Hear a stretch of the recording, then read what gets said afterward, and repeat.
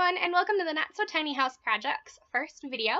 For those of you who don't know me, my name is Abby, and I honestly have been dreading putting out this video for quite some time now. For one, I don't like being on camera. Two, I was having a lot of technical difficulties of my laptop overheating. And three, I wasn't sure how to really organize my thoughts for this video. But my hopes are to introduce you to what the tiny house movement is in my mind and why I've decided to go tiny. Over the last year, I have started sharing the idea of going tiny with my friends and family, and most of the time I get a positive response. I feel like a lot of people understand what tiny houses are or have heard of the tiny house movement through television, possibly seeing shows like The Tiny House Nation, Tiny House Big Living, or maybe even watching the documentary called Tiny. Chances are, if you've seen one of those shows, you have a pretty good idea of what I'm talking about. If you have not a clue, no worries, let me explain along the way. So let's start off with the basics. What is a tiny house? While there's no finite definition of a tiny house, I'd like to picture it as any dwelling under 400 square feet. Did I lose you already? No worries if I did. So with tiny houses comes the tiny house movement. So what is this movement and what is it all about?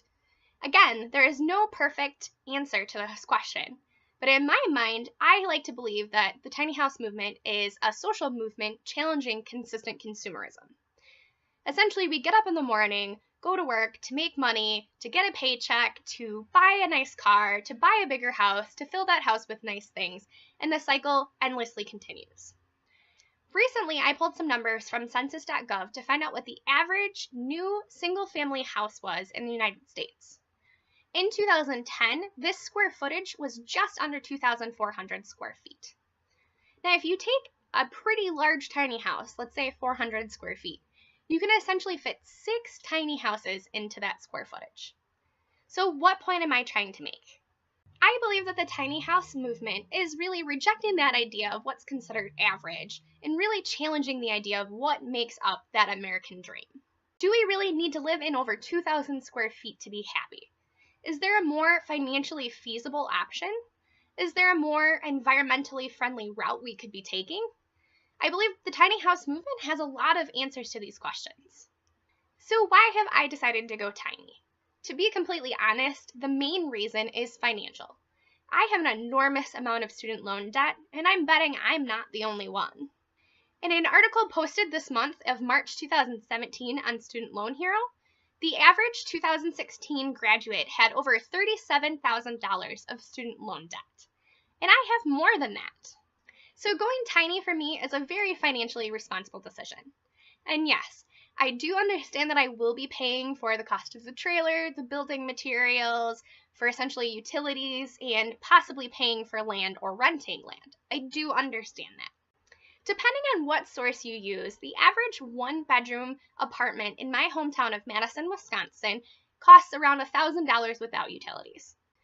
Now let's throw in an extra $200 for utilities and say we're paying about $1,200 a month for rent. I'm budgeting for my tiny house to cost around $35,000 after it's all said and done. Let's say I live in the tiny house for 2.5 years. I've essentially had my return on investment by that point. Plus, I have a tiny house that I can call my own that the bank can't take away from me. Now I know I'm going over this with some pretty large generalities, but I will get into this in more detail in future blog posts and videos. But for now, you have a pretty good idea of why this is a good financial decision for me. On another financial note, other than being able to pay back my student loans much quicker, save for retirement much faster, I will also have more money to spend doing the things that I love. And one of those things for me is traveling. I have been so incredibly fortunate to be able to travel to the places that I have so far. My junior year of high school was the first time I got to go international on a school trip, and it honestly changed my life. For my future, I really see myself traveling, and I wish I could do it more frequently. By having the tiny house, I believe that this will be an option for me in the future. The third reason why I'm doing this is because I'm a control freak. Simply put, and I know it. The idea of designing something in my head, putting it down on paper, putting it in the computer, having it built by my own hands, and seeing it come alive to meet my specific needs is just an astounding idea to me that makes me very excited. So I've told you a little bit about tiny houses, the tiny house movement, and why going tiny is important to me. But what makes me qualified to build this tiny house? And yes, I do intend to build the tiny house myself. while myself and with the help of my friends and family, who I will lovingly pay with food and alcohol. Which, if you can remember, I did tell you I'm from Madison, Wisconsin, so booze is a pretty common form of payment here. I'd love to tell you that I've got this project on lock, but I have absolutely no idea that I do. I have no experience in the construction field and no education in that field either. I did, however, go to school for interior architecture, so I'm pretty confident with my ability to create a fully functional and aesthetically pleasing design for a tiny house. I also currently work in the flooring industry and have a little under 2 years under my belt, so I'm pretty comfortable picking finishes for a design like this. Now, I completely realize that my interior architecture degree and flooring experience could have nothing to do with this project, and I am completely okay with that. I'm also okay with the idea of dumping my entire life savings into this project and maybe not even living in the house. I'm also completely inspired by the idea of creating something that I'm just dreaming up in my head right now. I'm also really inspired by the idea of being able to think back at how that dream became a reality was through the help of my friends and family making it happen. I am in love with the idea of downsizing my possessions and being able to spend more time with my friends and family and have the ability to travel. To worry less about money and to spend time doing things I love, that idea to me far outweighs any negatives this project could ever have. So why have I decided to call this the Not So Tiny House Project?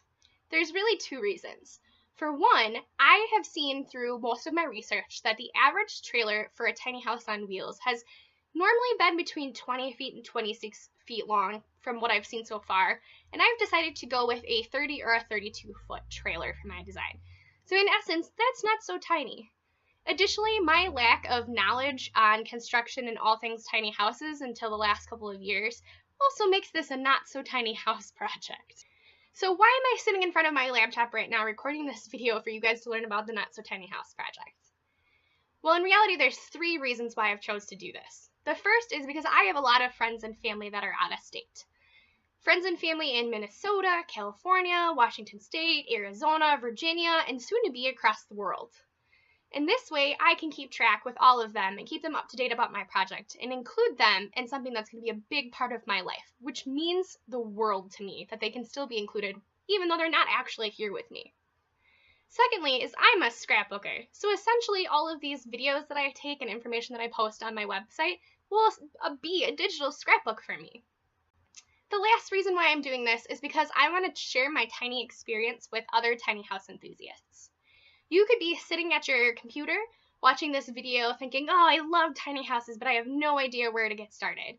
Or there's no way I could live in a space that small. Or how do you live in a tiny house with pets? I'm hoping that my experience, while I don't really have any technical knowledge behind it, will maybe help some others make the decision to go tiny or maybe even decide that it may not be something for you. Who knows? If you haven't checked it out so far, please go check out my website, thenotsotinyhouseproject.com. Now, you're dealing with an amateur vlogger and an amateur blogger, so please bear with me. The reason why I created this website is to be able to post my experiences and my videos all in one place. So through that website, you can connect with me socially. I have a Facebook page, a Pinterest page that you can follow me on, as well as an Instagram and YouTube account. So please feel free to share any of those links with anybody else that you might find would be interested in my tiny house experience. On my website, I've also divided my blog into 4 main portions. So I have the design blog, which will cover all things design related, like why did I pick the trailer I picked, how did I design my bathroom and why did I place the light switches where I did, why did I pick a composting toilet versus other types of toilets. Kind of questions like that I hope to answer for you guys. I also have a financial section where I hope to keep track of a live budget of the money that I've spent on the tiny house, as well as ideas of what appliances and things will cost for me in the future, and maintenance of the tiny house. I think that the financial aspect of tiny houses is dramatically underutilized in a lot of blog posts and videos, and I get why that is, because financial is a really personal subject, but I'm hoping to be completely blunt and honest about that. The third section I have is the tiny house build, where I will be keeping track of all of my time lapses of videos building my subfloor, my walls, sheathing, putting up my siding, and things like that for you to watch on there. And the last section is going to be the tiny house life. So essentially that blog post section is going to be for how I live my life in the tiny house. So what is it really like with living with pets in a tiny house? Am I freezing my butt off every day because I live in Wisconsin, which is actually something that I'm really concerned about, is the heat and cooling process in this state. But all of these things I'm hoping to answer for you guys in the future as well. Also on the website, I hope to review things that have helped me along the way. So I have a number of different tiny house books that I've read that I will recommend on there, and a number of videos that have been extremely helpful to my process. I've also attended a workshop that I found super helpful that I'll be reviewing on the website as well. So if any of those things sound of interest to you, go check out the NotSoTinyHouseProject.com. There is the ability to subscribe to the website as well, so you won't miss any of my posts.